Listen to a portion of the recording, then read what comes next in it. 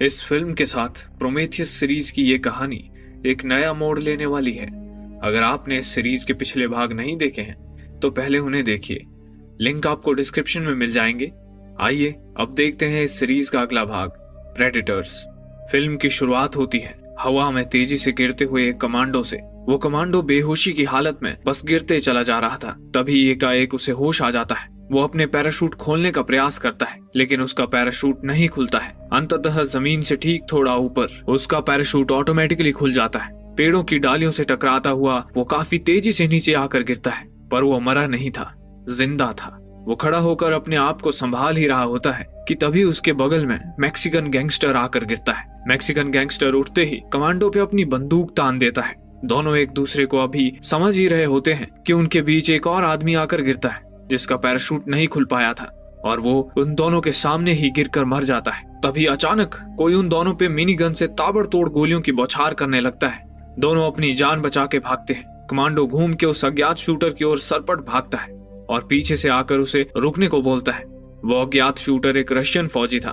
Commando उसे समझाता है कि वे उसके दुश्मन नहीं हैं, वे लोग भी उसी की तरह इस जंगल में आ गिरे हैं। फिर रशियन फौजी उन्हें बताता है कि वो चेचन्या की लड़ाई में लड़ रहा था। तभी अचानक एक तेज रोशनी हुई और अगली चीज जो उसे याद थी वो ये कि वो आसमान से तेजी से नीचे गिर रहा है। मैक्सिकन गैंगस्टर कहता है कि उसके साथ भी बिल्कुल ऐसा ही हुआ था।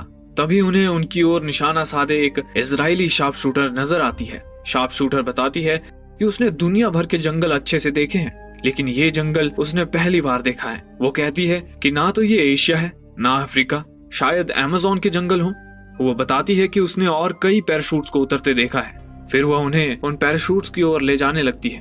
रास्ते में उन्हें एक जापानी गैंगस्टर, एक अफ्रीकन बागी, एक मोस्ट वांटेड क्रिमिनल और एक डॉक्टर मिलते हैं। वे सब उन्हीं की तरह आसमान से गिरे थे और खजूर में अटके थे।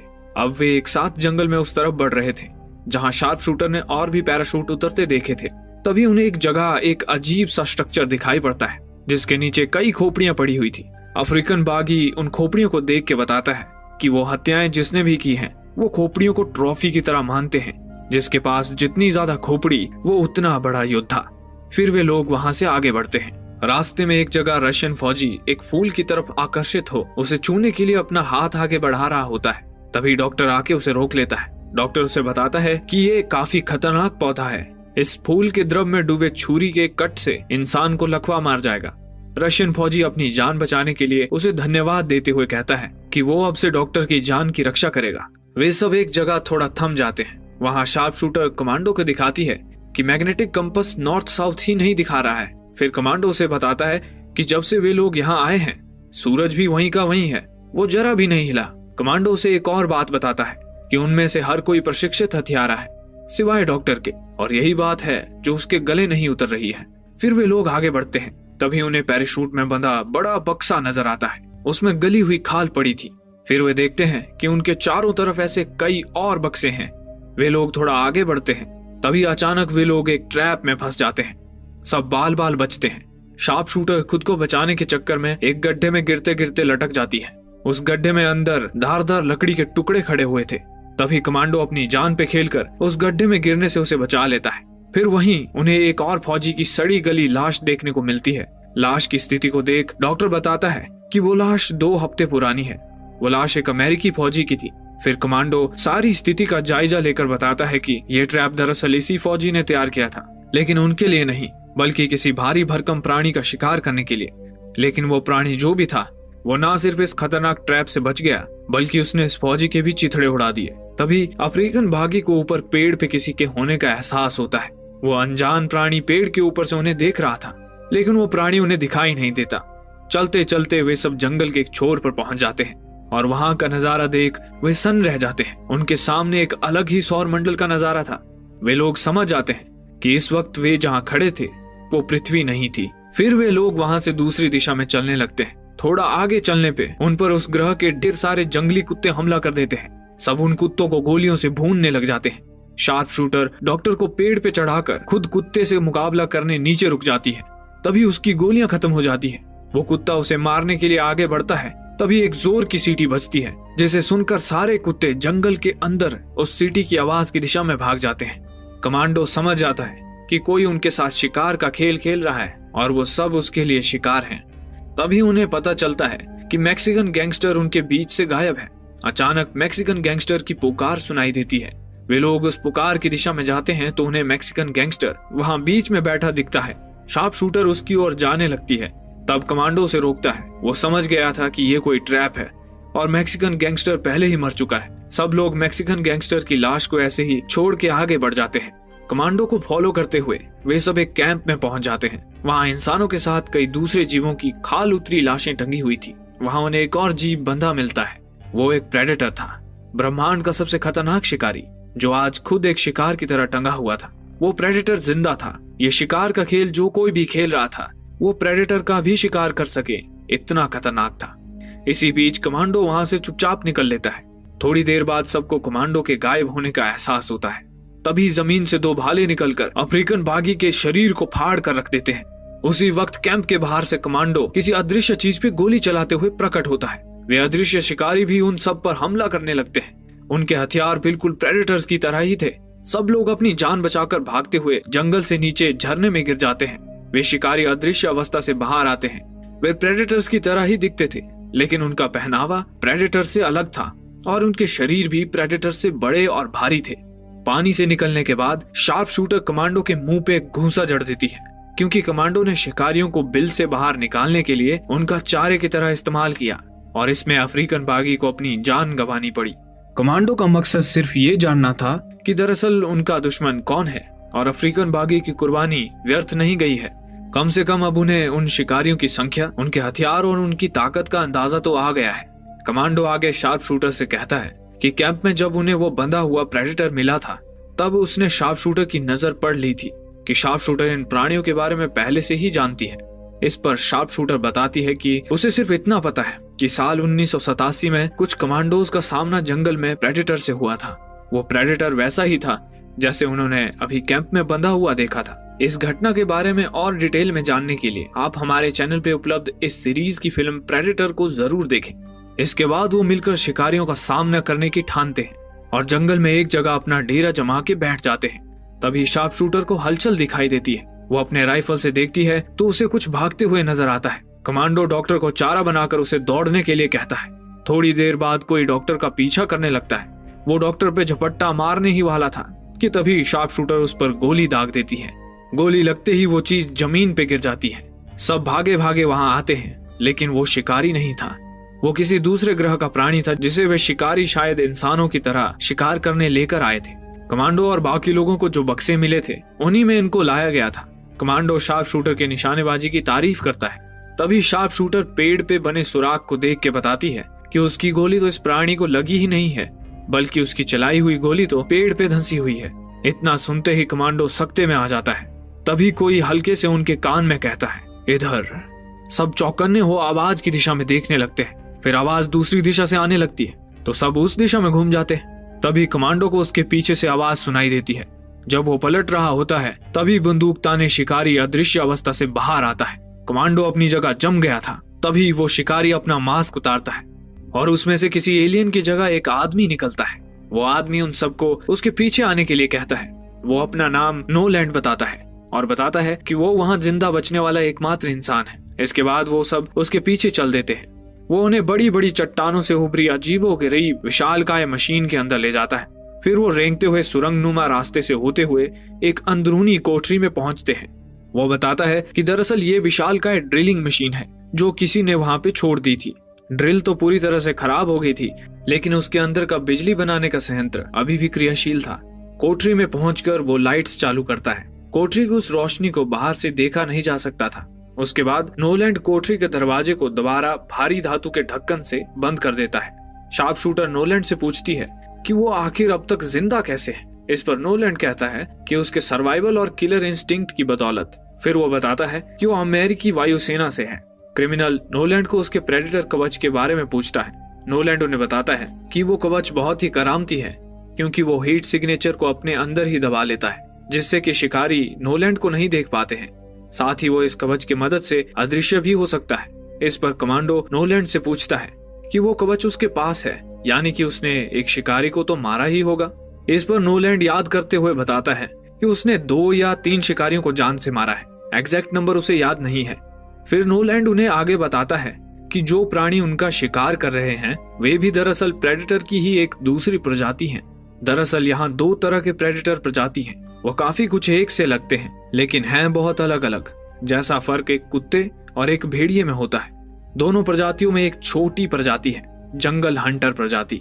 जंगल हंटर प्रजाति के प्रेडेटर दूसरे ग्रह पर जाकर शिकार करते हैं और शिकार के नियम और सम्मान का पालन करते हैं। जंगल हंटर प्रजाति के प्रेडेटर्स को हम पिछली मूवी में देख चुके हैं। इसके विपरीत सुपर प्रेडेटर्स जो दूसरी बड़ी प्रजाति है, वो किसी भी नियम को नहीं मानती और पूरी निर्ममता के साथ शिकार करते हैं। सुपर प्रेडेटर्स ही दरअसल वहां पूरा खेल चला रहे हैं। वो जंगल हंटर प्रजाति का भी शिकार करते हैं। उनमें आपस में कई वंशों से कोई बहुत पुरानी दुश्मनी चली आ रही है। कमांडो आगे पूछता है कि क्या सुपर प्रेडेटर्स ये मात्र शिकार के खेल के लिए करते हैं? नोलैंड बताता है कि बिल्कुल, सुपर प्रेडेटर्स किसी दूसरे ग्रह से उन जैसे दुर्दांत हथियारों को अगवा करते हैं और यहाँ लाकर उनका शिकार करते हैं, लाते हैं, शिकार करते हैं, मार डालते हैं। इस पूरी प्रक्रिया को वो एक सेशन बताता है और इसी प्रकार से ये खेल सेशन दर सेशन अनवरत चलता रहता है और फिर कभी कभी उसके जैसा कोई शिकार उनमें से किसी को मार डालता है और तब उन्हें इस खेल में और भी मजा आता है क्योंकि उनके लिए खेल रोचक हो जाता है। सुपर प्रेडेटर्स अपनी हार से सीखते जरूर हैं। वे अपने शिकार करने के कौशल को और विकसित करते हैं। वो हमेशा ही 3 के झुंड में आते हैं, ना एक ज्यादा ना एक कम। हर सेशन कुछ नया देखने को मिलता है। या तो उनके कवच बदल चुके होते हैं, या उनके हथियार बदल चुके होते हैं, या फिर उनके शिकार करने का तरीका। क्रिमिनल नोलैंड से पूछता है कि आखिर वो कितने समय से यहाँ है। नोलैंड जवाब में 10 सेशन कहता है। नोलैंड काफी समय से यहाँ रहने के कारण थोड़ा सनकी हो गया था। फिर कमांडो पूछता है कि उन सुपर प्रेडेटर्स को कैसे मारा जा सकता है, उनकी कोई तो कमजोरी होगी। इस पर नोलैंड कहता है कि उनकी बहुत कम कमजोरियां हैं। अगर वो उनसे बचना चाहते हैं तो उन्हें जमीन में गहरा गड्ढा खोद के उसमें छुप जाना चाहिए। फिर क्रिमिनल नोलैंड से पूछता है कि इस वादी से कैसे बाहर निकला जा सकता है। इस पर नोलैंड बताता है कि अपने पहले 3 सेशन में वो एक ही दिशा में चलता रहा, लेकिन इस वादी का कोई छोर है ही नहीं। कमांडो उससे पूछता है कि वो यहाँ सीजन दर सीजन आते कैसे हैं। नोलैंड बताता है कि वो अपने स्पेसशिप में आते हैं। उनका स्पेसशिप उनके कैंप से 90 फीट की दूरी पे खड़ा रहता है। कमांडो कहता है कि वे सुपर प्रेडेटर्स का स्पेसशिप लेकर यहाँ से भाग सकते हैं। इस पर नोलैंड पूछता है कि क्या तुम्हें प्रेडेटर स्पेसशिप उड़ाना आता है। कमांडो जवाब में कहता है कि वो कोशिश तो कर सकता है। फिर नोलैंड सबसे कहता है कि वो थोड़ा सोने जा रहा है, बिल्कुल शोर मत करना, क्योंकि सुपर प्रेडेटर्स हमेशा यहीं बाहर डोल रहे होते हैं। वो सबके लिए खाना पानी छोड़कर सोने चला जाता है। समय काटने के लिए सब लोग एक दूसरे से बात कर रहे होते हैं। रशियन फौजी डॉक्टर को अपने बच्चों की फोटो दिखाता है। उधर जापानी गैंगस्टर को नोलैंड की कोठरी में एक पुरानी लेकिन अभी भी तेज धार जापानी तलवार कटाना मिलती है। उधर शार्प शूटर कमांडो से उसके प्रेडेटर स्पेसशिप को चुराने के प्लान के बारे में पूछती है। कमांडो जवाब में उसे बताता है कि उसे स्पेसशिप उड़ाना नहीं आता है, लेकिन उस जंगल हंटर प्रेडेटर को जरूर आता होगा, जिसे सुपर प्रेडेटर्स ने अपने कैंप में जिंदा टांग के रखा हुआ है। लेकिन शार्प शूटर को उसके जंगल हंटर प्रेडेटर को आजाद कराने का प्लान खतरनाक लगता है। इससे पहले कि वो और कुछ पूछ पाती, अचानक उस बंद कोठरी में धुआं भरने लगता है। सब सकते में आ जाते हैं। तभी उन्हें कोठरी के बाहर नोलैंड नजर आता है। वो सन की आग जला के कोठरी में धुआं भर के उन सब का दम घोंट के मारने की कोशिश कर रहा था। नोलैंड उन सबको मारकर उनके हथियार हथियाना चाहता था। कमांडो उसकी ओर बंदूक तान देता है। ये देख नोलैंड तुरंत ही वहां से भाग जाता है, लेकिन कमांडो फिर भी खिड़की पे गोली दाग देता है। जैसा कि कमांडो ने सोचा था, गोली की धमक और चमक से सुपर प्रेडेटर्स का ध्यान ड्रिल की ओर खींचता है। उधर अंदर आनन फानन में सब नोलैंड की कोठरी से उसके जमा किए हुए असला, बारूद और हथियार उठाने लगते हैं। दूसरी तरफ नोलैंड पतली गली से भीगी बिल्ली सा भागे जा रहा था। तभी अचानक उसके सामने सुपर प्रेडेटर आ जाता है और अपनी लेजर गन से नोलैंड के चिथड़े उड़ा देता है। कोठरी में क्रिमिनल दरवाजे पे लाते मारे जा रहा था कि तभी दूसरी तरफ से सुपर प्रेडेटर दरवाजा तोड़ना शुरू करता है। अचानक से सब उस दरवाजे पे अपनी नजर टिकाए हमले के लिए तैयार हो जाते हैं। वो दरवाजा खुल जाता है, पर सुपर प्रेडेटर अंदर नहीं आता। वो अब इन सब के साथ खेल खेल रहा था, डर का खेल। सब लोग कोठरी से बाहर निकलकर आगे बढ़ने लगते हैं। चलते चलते डॉक्टर एक जगह बाकी लोगों से बिछड़ जाता है।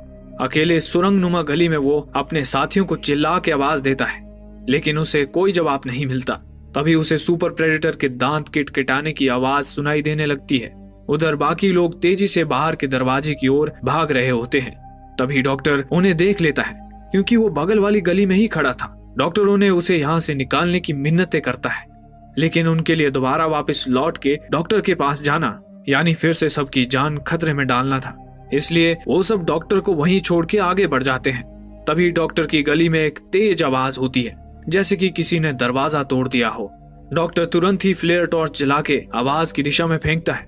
जलती हुई टॉर्च किसी से टकराती है और वो था सुपर प्रेडेटर।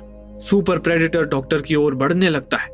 तभी अचानक रशियन फौजी एक फरिश्ते की तरह आकर सुपर प्रेडेटर पे ताबड़तोड़ फायरिंग करता है और डॉक्टर को अपने संग ले भागता है। बाकी टीम को बाहर जाने का रास्ता मिल गया था और वे वहां से बाहर निकल रहे थे।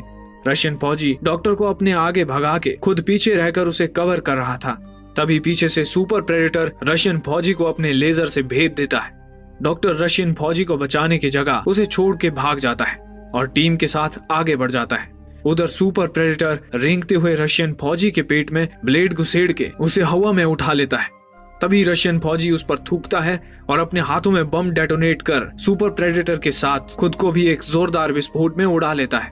वो विस्फोट इतने जोर का था कि बाकी लोग उसकी लपट से बाल बाल बचते हैं। उधर सुपर प्रेडेटर की मौत पे क्रिमिनल खुशी से उतावला होने लगता है। तभी एक लेजर आकर उसे भेद देती है और प्रकट होता है दूसरा सुपर प्रेडेटर। सुपर प्रेडेटर तुरंत ही कमांडो को अपने लेजर गन के निशाने पे लेता है। तभी पीछे से क्रिमिनल सुपर प्रेडेटर पे सवार होकर अपने धारदार चाकू से उसके शरीर पे कई सुराख कर देता है। मौका देख बाकी लोग वहां से भाग जाते हैं। सुपर प्रेडेटर एक बार में क्रिमिनल की खोपड़ी और उसकी रीढ़ की हड्डी उखाड़ देता है। उधर दूसरे सुपर प्रेडेटर के पीछे ही तीसरा सुपर प्रेडेटर भी प्रकट हो जाता है। टीम स्पेसशिप की ओर भागते जा रही थी। तीसरा सुपर प्रेडेटर उनके पैरों के निशान से उनके भागने की दिशा का पता लगा लेता है। वे चारों भागते भागते एक मैदान में पहुंच जाते हैं। अचानक जापानी गैंगस्टर को सुपर प्रेडेटर के उसके पीछे मौजूद होने का एहसास होता है।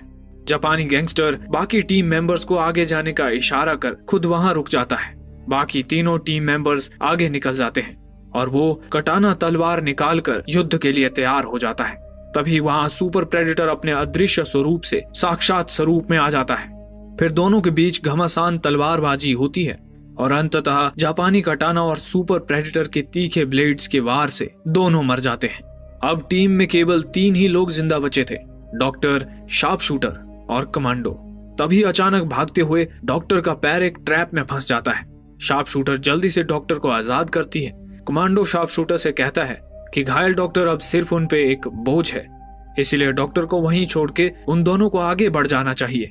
डॉक्टर कमांडो से कहता है कि वो लोग उसे यूं बीच में छोड़ के नहीं जा सकते, आखिर उसका भी परिवार है, उसके भी बच्चे हैं। ऐसा कहते हुए वो रशियन फौजी के बच्चों की फोटो को अपने बच्चों की फोटो बताकर उन्हें दिखाने लगता है, लेकिन कमांडो का दिल नहीं पसीजता। लेकिन शार्प शूटर डॉक्टर को मरने के लिए छोड़ने के पक्ष में नहीं होती। वो कमांडो को अकेले चले जाने के लिए कहती है और खुद डॉक्टर के साथ रुक जाती है। इतना सुनते ही डॉक्टर और शार्प शूटर को वहीं पे छोड़कर कमांडो अकेले चला जाता है। फिर शार्प शूटर डॉक्टर को सहारा देकर उठाती है और दोनों धीरे धीरे आगे बढ़ते हैं। उधर कमांडो सुपर प्रेडेटर्स के कैंप में पहुंच जाता है। वो उस बंधे हुए जंगल हंटर प्रेडेटर के पास जाता है। वो उससे कहता है कि वो उसे आजाद कर देगा, बदले में वो उसे सुपर प्रेडेटर के स्पेसशिप से पृथ्वी पर जाने में मदद करे। इतना कहकर वो उसे आजाद कर देता है। आजाद होते ही जंगल हंटर कमांडो पे झपट पड़ता है, लेकिन फिर वो कमांडो को छोड़ देता है। उधर दूसरी तरफ डॉक्टर और शार्प शूटर धीरे धीरे आगे बढ़ रहे थे। तभी अचानक से वो दोनों एक जाल में फंस जाते हैं और वहां सुपर प्रेडेटर आ जाता है। उधर कैंप में आजाद हुआ जंगल हंटर प्रेडेटर अपना मास्क पहनता है, फिर अपने हाथ में लगे डिवाइस से स्पेसशिप के डेस्टिनेशन में पृथ्वी को सेट करके स्पेसशिप को स्टार्ट कर देता है। उधर सुपर प्रेडेटर डॉक्टर और शार्प शूटर को एक गड्ढे में फेंक देता है।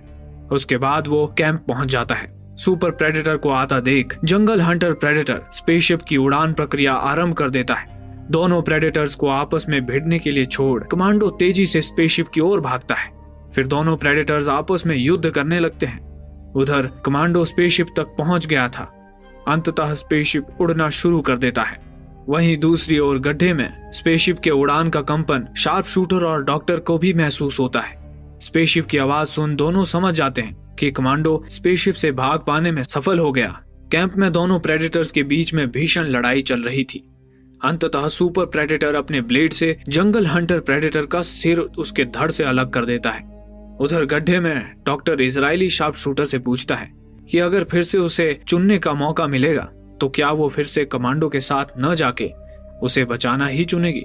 जवाब में शार्प शूटर कहती है कि बिल्कुल वो यही फिर से चुनेगी। डॉक्टर उसे धन्यवाद कहता है। इस पर शार्प शूटर उससे कहती है कि लेकिन जब वक्त आएगा तो सुपर प्रेडेटर के हाथों तड़प तड़प के मरने से पहले वो खुद ही डॉक्टर की और अपनी जान ले लेगी। इस पर डॉक्टर कहता है कि उसकी नौबत नहीं पड़ेगी और इसी के साथ वो शार्प शूटर के गले के पास अपनी छुरी से एक कट मार देता है। शार्प शूटर डॉक्टर की इस हरकत पे दंग रह जाती है। अचानक उसे लकवा मारने लगता है। डॉक्टर उसे बताता है कि इस ग्रह पे कई पौधे हैं जिनमें न्यूरोटॉक्सिन है, वही उसके चाकू पे भी लगा था। फिर वो शार्प शूटर को बताता है कि वो बिल्कुल ना घबराए, वो इससे मरेगी नहीं बल्कि वो अपने साथ होने वाली हर हरकत को महसूस कर पाएगी। फिर वो बताता है कि दरअसल वो एक सिरफिरा हत्यारा है और उसे लोगों को तड़पा तड़पा के मारने में सुकून मिलता है। इसीलिए सुपर प्रेडेटर्स ने उसका चयन किया था टीम के बाकी किलर्स के साथ। पृथ्वी पर वो एक शैतान है, लेकिन यहाँ इस ग्रह में प्रेडेटर्स जैसे शैतानों के बीच वो नॉर्मल महसूस कर रहा है। वो वापस नहीं जाना चाहता बल्कि यहीं इसी ग्रह में रहना चाहता है। उधर सुपर प्रेडेटर स्पेसशिप की ओर भाग रहा होता है, लेकिन जब तक वो स्पेसशिप के पास पहुंच पाता, स्पेसशिप उसकी पहुंच से दूर काफी ऊपर जा चुका था। तभी वो अपने हाथ में लगे डिवाइस से स्पेसशिप में एक भारी विस्फोट कर उसके परखच्चे उड़ा देता है। उधर गड्ढे में डॉक्टर शार्प शूटर को मारने ही वाला था कि तभी वहां कमांडो आ जाता है। दरअसल कमांडो उस स्पेसशिप में चढ़ा ही नहीं और शार्प शूटर के लिए वापस आ गया था। डॉक्टर कमांडो को देख हक्का बक्का रह जाता है, लेकिन वो जल्द ही खुद को संभाल लेता है और कमांडो से कहता है कि शार्प शूटर की ये हालत सुपर प्रेडेटर ने की है। कमांडो बारी बारी से उन्हें बाहर निकालता है। फिर वो शार्प शूटर को एक जगह लिटा देता है और उसे ढांढस बंधाने लगता है कि वो लोग वहां से निकल जाएंगे।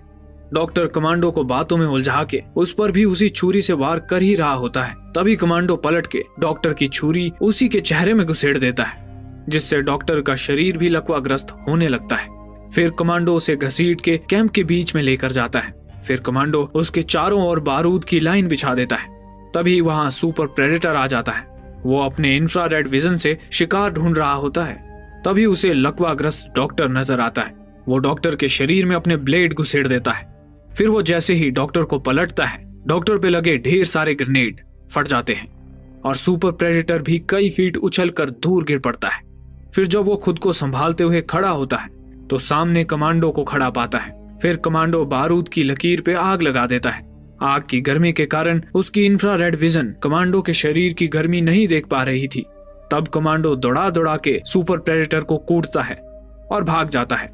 आग की लपटें कम होने लगती हैं। यह देख कमांडो एक पेड़ के पीछे छुप जाता है, लेकिन सुपर प्रेडेटर की विजन उसकी धड़कनों को पकड़ लेती है। सुपर प्रेडेटर उस पेड़ पे निशाना साध के फायर कर देता है। कमांडो ऐन वक्त पर वहां से हट जाता है। उधर शार्प शूटर रेंगते हुए अपनी स्नाइपर राइफल की ओर बढ़ती है। वहीं दूसरी तरफ सुपर प्रेडेटर कमांडो को तबीयत से कूट रहा होता है। फिर वो ब्लेड से कमांडो का सिर कलम करने वाला ही होता है कि तभी शार्प शूटर की राइफल से एक गोली आकर सुपर प्रेडेटर के छाती के आर पार हो जाती है। बदले में सुपर प्रेडेटर शार्प शूटर पे अपने ब्लेड से वार करता है, जो जाके सीधे उसके कंधे में घुस जाते हैं। ये देख कमांडो गुस्से से पागल हो जाता है और सुपर प्रेडेटर के फरसे से उस पर बारंबार प्रहार करते जाता है। उसके डिवाइस वाले हाथ को भी उसके शरीर से काट के अलग कर देता है और फिर अंततः एक प्रचंड प्रहार से सुपर प्रेडेटर के सिर को उसके धड़ से अलग कर देता है। उसके बाद कमांडो शार्प शूटर के पास आ जाता है। फिर दोनों अपने मन में एक दूसरे के लिए छुपी भावनाओं का इजहार करते हैं। सुबह हो चली थी और शिकार की नई खेप आसमान से उस ग्रह पे उतर रही थी, यानी कि फिर से मौत का घिनौना खेल खेले जाने वाला था।